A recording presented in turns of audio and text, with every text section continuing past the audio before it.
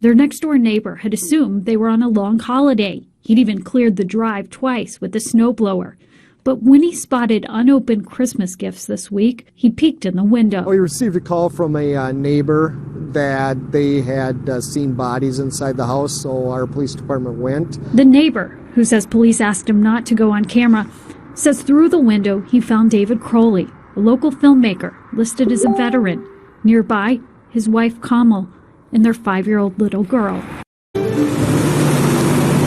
And we just kind of figured that they had taken off and gone away for the holidays. This white Rambler sat quiet for weeks with such little activity. The next-door neighbors began to worry. I rang the doorbell to see if I could get somebody to come to the door. When a dog barked inside, the neighbors then looked through a window and asked us not to identify them after they witnessed something no one should ever see. I looked and there was a gun on the floor. And I saw like a heap of things, and then I noticed a human hand. The neighbors tell us they found the bodies of the father, David Crowley, his wife Kamel Crowley, a self-employed dietitian, and the couple's 5-year-old daughter. Apple Valley police call it an apparent murder-suicide. Neighbors knew little of the family except for David Crowley's screenwriting ambitions. And he made a movie called Gray State, and it was about the militarization of the government. 2 years ago, Crowley, a military veteran, publicized the yet-to-be-released film on this internet program. Hey, Gary, thanks for having us on. Yeah, definitely the Gray State is something that we can turn around and look at, in our own realities. And whatever reality his family faced was hidden from neighbors, a tragic ending that may never be understood. Shock. Shock. That you have something that happens like that next door, and you don't really know when it happened. Grim details are emerging from an apparent murder-suicide in Apple Valley, Minnesota today. Thank you for joining us. I'm Christy Larson.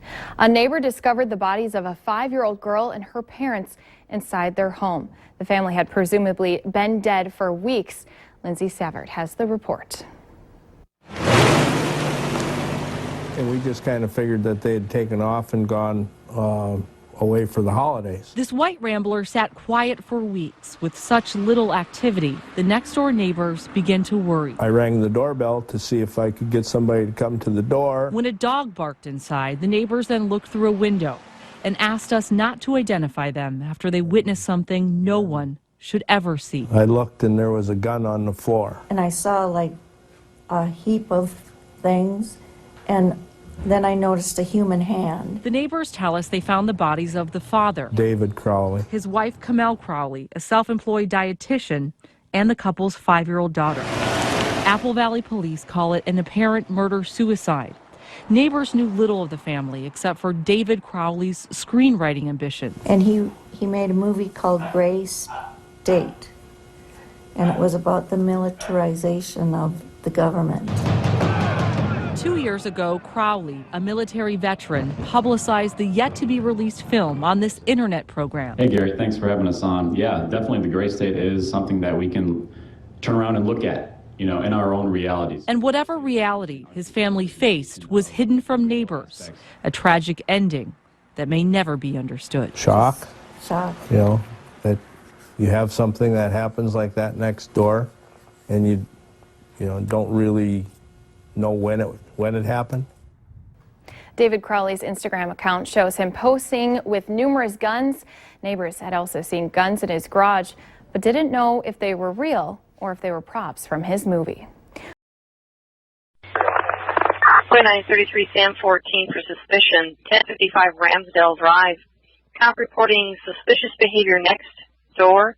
Went over to the home to the right of the RP, sees dead bodies inside the house, dog inside, sees a gun in the house on the floor. Friends and neighbors bring flowers to the door of the Apple Valley home, where a family had laid dead for weeks. All police will say is that the couple, David and Kamel Crowley, and their 5-year-old daughter, died from gunshots in a murder-suicide. When police arrived Saturday afternoon, only the family dog was still alive. David was a military veteran and aspiring filmmaker, the director of this slick trailer for a movie project called Gray State. The plot line had America turning into a tyrannical police state.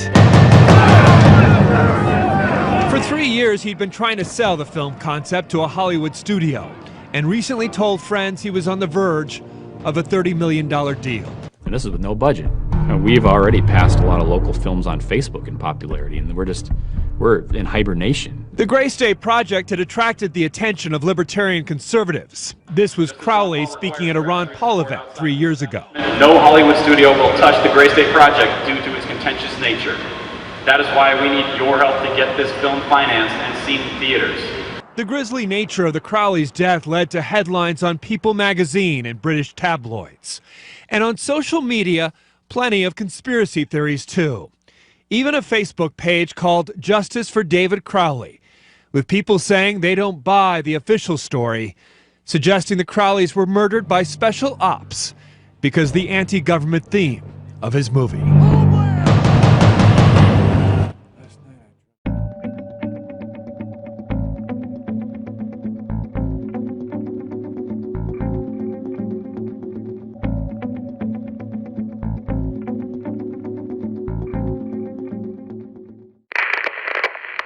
49 Sam 14. 49 Sam 14. Do you have our CSO come with his catch pole as well? It's a very angry dog inside. 10-4, 49 Charlie, 1 copy, I'll clear you. 4933, rear slider is unlocked, slightly ajar. Copy, rear slider, unlocked, slightly ajar. Charlie, 1 copy.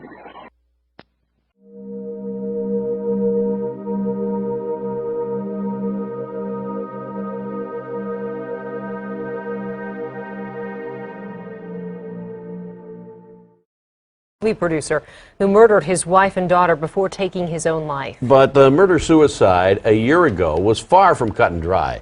Tonight, new and disturbing details we've never heard before. Tom Lydon of the Fox 9 Investigators has been given unprecedented access, and he's here to tell us what he's learned. And Tom, some of this will be very difficult to hear. You know, some of it will be, but I think you're going to see that it's important at this point to really get all the facts out on the table. I think that's the most important thing here. For the last year, this case has become the subject of much speculation and plenty of theories on the internet, most of it completely wrong.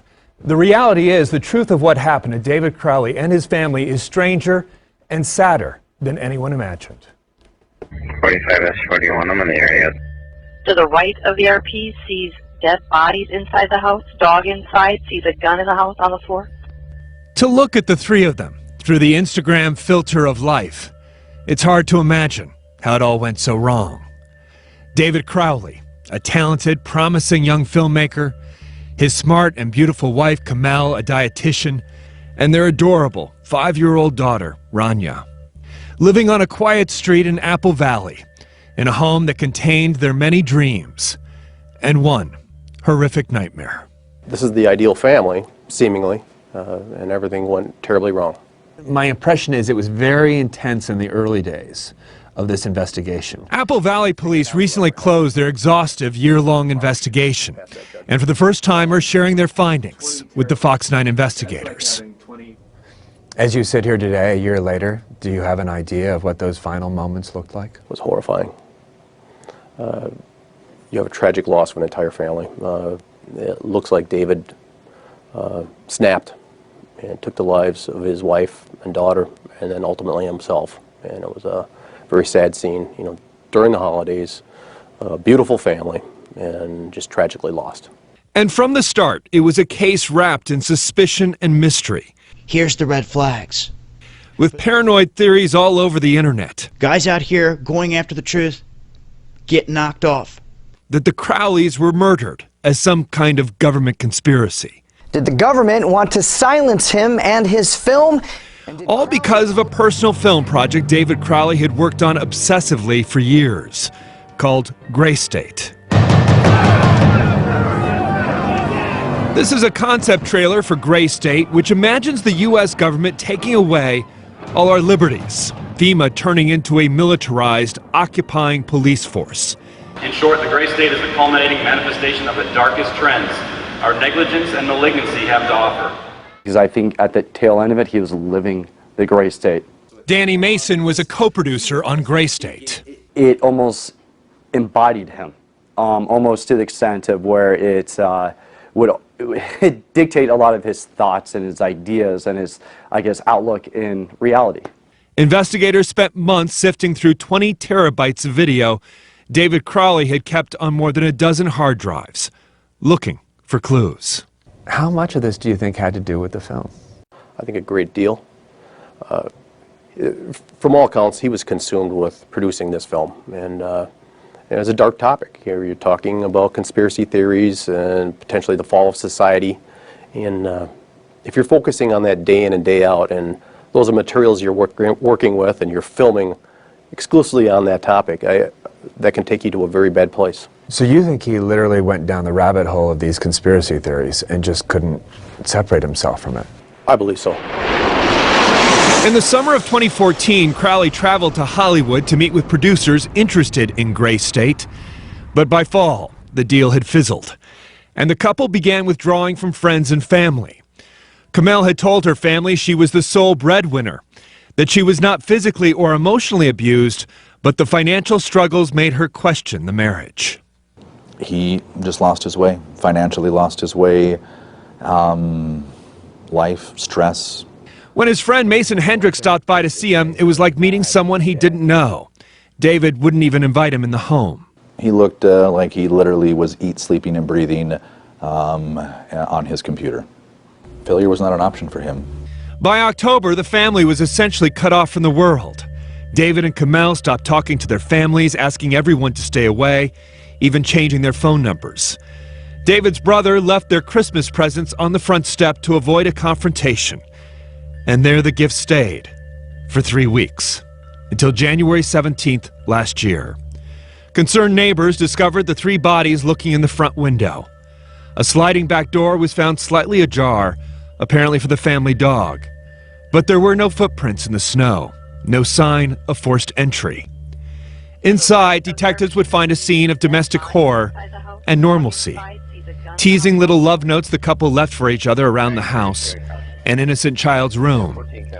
Much of the crime scene itself we will not show you. All 3 bodies were found in the living room next to each other. They were badly decomposed and scavenged by the family dog.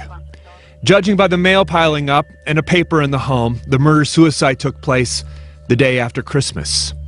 David shooting Kamel twice in the head, Rania once, before shooting himself. Between their bodies, a Quran with pages torn out, opened to a traditional forgiveness prayer. And there on the wall, above the bodies, scrawled in blood, the words, Allah Akbar, God is the greatest. Who wrote Allah Akbar on the wall? He did. In her blood? Yes. Why did he do that? We believe that was just kind of a parting shot. To who? Probably at her for having a Muslim past. David did not kill himself right away. He left a trail of footprints, tracking Kamel's blood through the house. In the living room, his bloody fingerprint is on a laptop, open to a text file with only a single sentence. I have loved you all with all of my heart. In the home office, on a notepad, more bloody fingerprints and the words, submit to Allah now. This is a person that was not thinking clearly, committed a horrible act by taking those lives. And his mind at that point was deranged. He just was not in a normal state. He wasn't thinking rationally. What do you make of him scrawling Allah Akbar? That, I believe, that's David being sarcastic. That's him possibly throwing a jab. A jab at Kamel's family? Possibly. Kamel, who was born and raised in Pakistan, had converted from Islam to Christianity when the couple married. He was in the army, she was in college, but religion never seemed to play a significant role in their lives, according to family and friends. Allah Akbar they see as a twisted riddle, like something from one of David's scripts. A plot twist without resolution. We may never know what made David Crowley finally snap. Certainly the conspiracy theorists will fill in some of those gaps. But we do know this, there are some 1,500 murder-suicides in the U.S. every year. They account for about 5% of all homicides, and their numbers seem to be increasing. And the Crowley case certainly fit the pattern of domestic violence. Kamel was everything to David. And if there was no Kamel, there is no David. According to hundreds of pages of police reports, no one ever saw David physically abuse his family. But that's also true with about half of all domestic homicides. There's no prior abuse. Hendricks also believes his friend had undiagnosed post-traumatic stress from his tours in Iraq and Afghanistan. There was certainly easy access to guns in the home. David had 10 weapons, all purchased legally.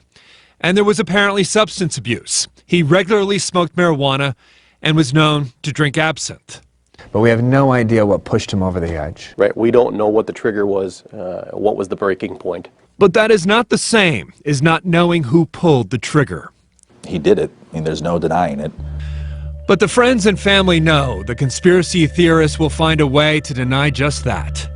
Apple Valley police also know that despite thousands of hours of forensic work, they'll be accused of a cover-up. If life can imitate art, so can death. David Crowley leaving behind a legacy of paranoia, revealing just how dark the gray state can be. This has nothing to do with Islam, but everything to do with a man that lost his way and ultimately killed his wife, his daughter, and then himself. As the Crowleys became increasingly isolated last year, their family made multiple attempts to reach out and help them emotionally and financially. Family members on both sides declined to talk on camera. Quite frankly, they're afraid they'll be harassed by some of these conspiracy theorists out there. But they want me to relay one painful lesson. If you see friends or family isolating themselves, maybe struggling with depression or mental illness, do not hesitate to reach out to them and to keep on trying. Don't stop. There are resources available, and we've placed some of those numbers at fox9.com. Murder at 1051 Ramsdale Drive. What happened to David Crowley, his wife, and his daughter? If this was truly a double murder-suicide, why did investigators fail to prove David Crowley guilty?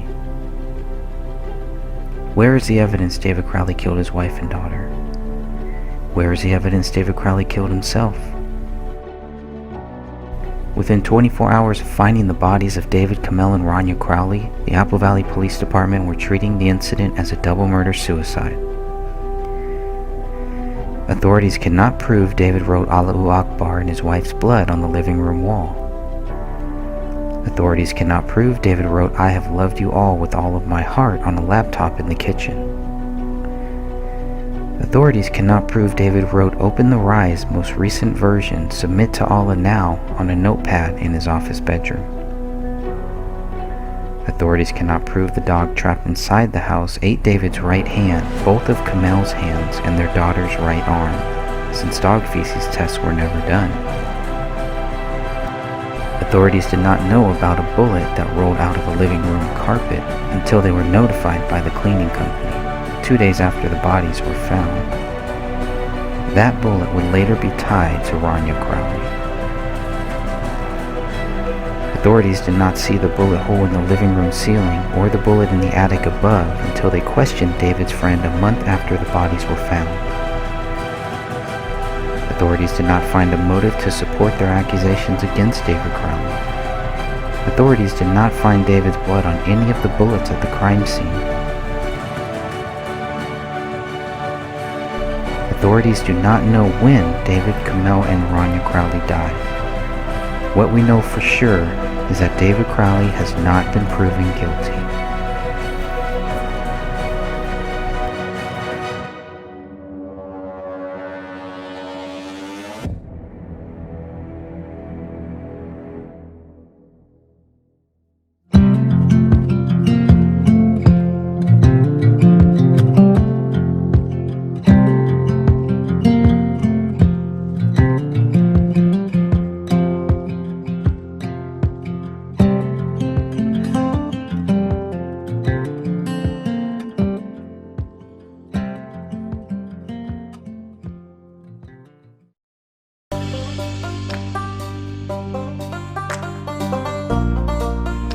A simple truth.